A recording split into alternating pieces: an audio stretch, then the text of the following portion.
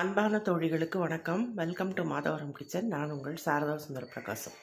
இன்றைக்கி ஒரு கரம் மசாலா பவுடர் எப்படி பண்ணுறது, வீட்டிலவே நம்ம எப்படி பண்ணுறதுன்னு பார்க்கலாம் வாங்க. ஒரு ஃப்ரெண்டு கேட்டிருந்தாங்க. அவங்களோட ரெக்வெஸ்ட்டுக்காக நான் இதை இப்போது அதை செஞ்சு காட்ட போகிறேன்.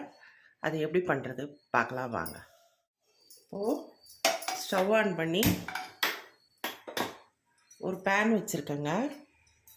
பேன் சூடாகட்டும். நம்ம ஒவ்வொரு பொருளாக சேர்த்துக்கலாம்.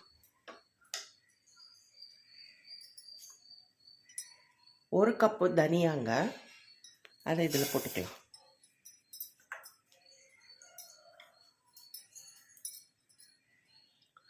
அரை கப்பு மிளகு,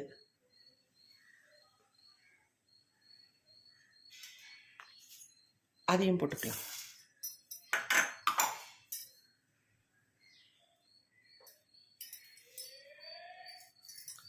ஒரு 1/4 கப்பு சோம்பு, இதையும் போட்டுக்கலாங்க.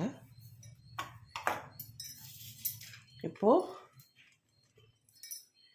ஒரு 3 துண்டு பட்டை, 2 மராட்டி மொக்கு, 2 ஸ்டார் அனீஸ், ஒரு 25 கிராம்பு, ஒரு 4 ஏலக்காய் வச்சுருக்கேங்க. இதையும் நம்ம இதில் போட்டுக்கலாம்.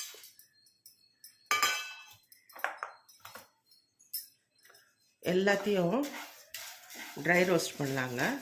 மீடியம் ஃப்ளேமில் வச்சு ட்ரை ரோஸ்ட் பண்ணுங்கள். தீயக்கூடாது. நல்ல மணம் வருங்க.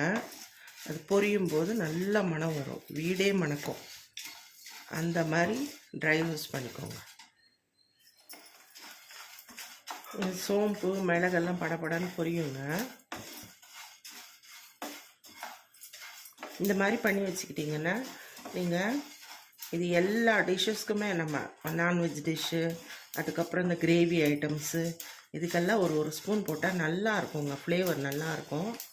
நம்ம கடையில் வாங்கினது அவங்க எப்படி செய்கிறாங்களோ என்னமோ கரம் மசாலா, நம்ம வீட்டிலவே இந்த மாதிரி நல்லா அரைச்சி வச்சுக்கிட்டோம்னா இது கெட்டே போகாதுங்க, ஒன்றுமே ஆகாது. இது நல்லா ட்ரை ரோஸ்ட் பண்ணுறதால ஒரு க்ளீனாக ஒரு கிளாஸ் பாட்டில்லையோ இல்லை ஒரு பிளாஸ்டிக் பாட்டில்லையோ போட்டு நல்லா டைட்டாக மூடி வச்சுக்கிட்டிங்கன்னா உங்களுக்கு 1 மாதம் வரைக்கும் கூட இந்த தூள் அப்படியே இருக்குங்க, ஒன்றுமே ஆகாது. நல்லா மணம் வருதுங்க. சோம்பெல்லாம் நல்லா பொரிஞ்சிருச்சு, தனியாவும் நல்லா பொரிஞ்சிருச்சு.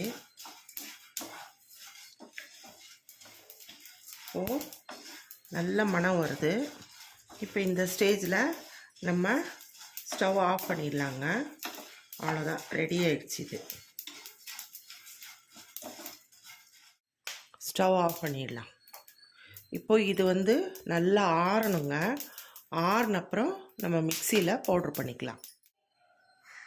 இப்போது இது நல்லா ஆறிடுச்சிங்க. இப்போது இதை நம்ம மிக்சியில் போட்டுக்கலாம்.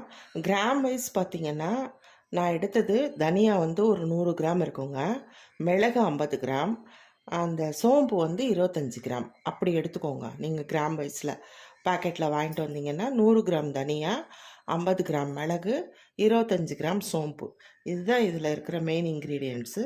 அதுக்கப்புறம் நீங்கள் அந்த பட்டை அதெல்லாம் நம்மளோட இஷ்டத்துக்கு நம்ம போட்டுக்கலாம். அது கொஞ்சம் ஸ்பைஸ் நிறைய வேணும், அப்படியே ஸ்பைஸியாக அந்த கரம் மசாலா டேஸ்ட்டு ரொம்ப வேணும்னா நீங்கள் கொஞ்சம் கூடவே போட்டுக்கலாம். இல்லை இந்த மாதிரினா ஒரு 2 துண்டு பட்டை, 2 மராட்டி மொக்கு, 2 ஸ்டார் அனீஸு, ஒரு 20-25 கிராம்பு, ஒரு 4 ஏலக்காய், இது போதும். இதுவே உங்களுக்கு நல்ல ஃப்ளேவர் கொடுக்கும். இப்போ இதை நம்ம மிக்சியில் போட்டு பவுட்ரு பண்ணிக்கலாம். இந்த பாருங்கள், பவுடர் ரெடி ஆகிடுச்சிங்க. நல்ல மணம் வருதுங்க. இந்த மாதிரி நல்லா ஃபைனாக அரைச்சிக்கோங்க.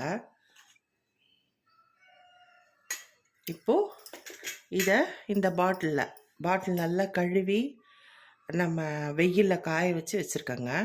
ஈரமே இருக்கக்கூடாது. இந்த மாதிரி பாட்டில்லையோ இல்லை பிளாஸ்டிக் டப்பாலேயோ இல்லை ஸ்டீல் டப்பாலேயோ நல்லா டைட்டாக மூடுற மாதிரி போட்டு நீங்கள் வச்சுக்கிட்டிங்கன்னா 1 மாதம் வரைக்கும் கூட உங்களுக்கு யூஸ் பண்ணலாங்க. நம்ம கரம் மசாலா எவ்வளோ போட போகிறோம்? 1/2 டீஸ்பூன் இல்லைன்னா 1 டீஸ்பூன் போட போகிறோம். அவ்வளோதானே, எந்த டிஷ்ஷுக்கு வேணும்னாலும். அது நமக்கு 1 மாதம் வரைக்கும் வருங்க. எனக்கு இந்த பொடி வந்து எனக்கு 1 மாதம் வரைக்கும் வரும். இப்போ இதில் போட்டுக்கலாம். அவ்வளோதாங்க, கரம் மசாலா பொடி ரெடி ஆயிடுச்சு. இதை பாருங்க, சின்ன ஸ்பூன் போட்டிருக்கேன். இந்த மாதிரி போட்டுக்கிட்டு டைட்டாக மூடி வச்சிட்டிங்கன்னா இது 1 மாதம் வரைக்கும் கூட உங்களுக்கு கெட்டு போகாமல் நல்லா இருக்குங்க. இதை நம்ம எல்லாத்துக்கும், நம்ம நான்வெஜ் டிஷ்க்கு இல்லை வெஜிடேரியனில் இந்த குருமா, இந்த கிரேவிஸ் எல்லாம் பண்ணுறோம்ல, அதுக்கெல்லாம் நம்ம இதை யூஸ் பண்ணிக்கலாம்.